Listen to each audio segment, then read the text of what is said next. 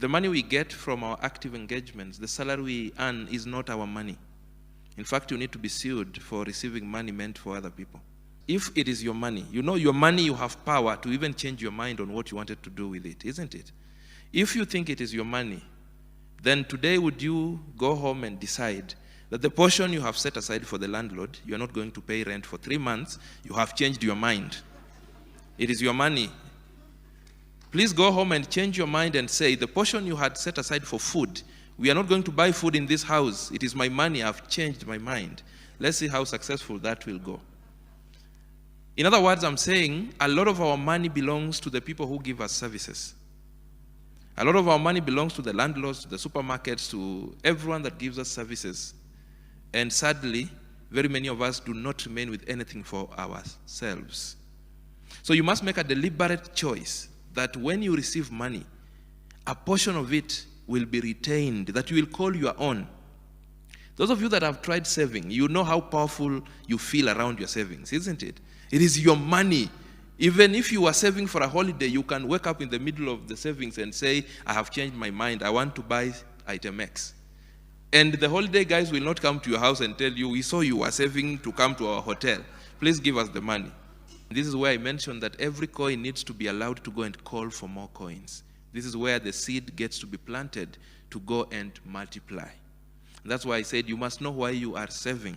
If you are saving for a rainy day, that will dictate where you will keep this saving. Even if you are to send it to multiply, you need to send it in a place that is consistent to that goal. You don't use money for a rainy day to buy a piece of land.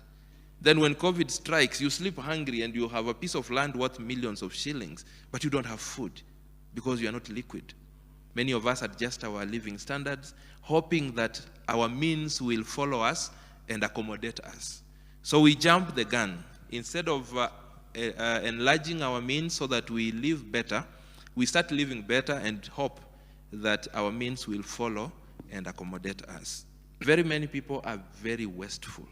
There are very many people who cook food fit for 16 people, but there are only 4 in a family. And they throw the remaining as leftovers. You've wasted food for another 3 days.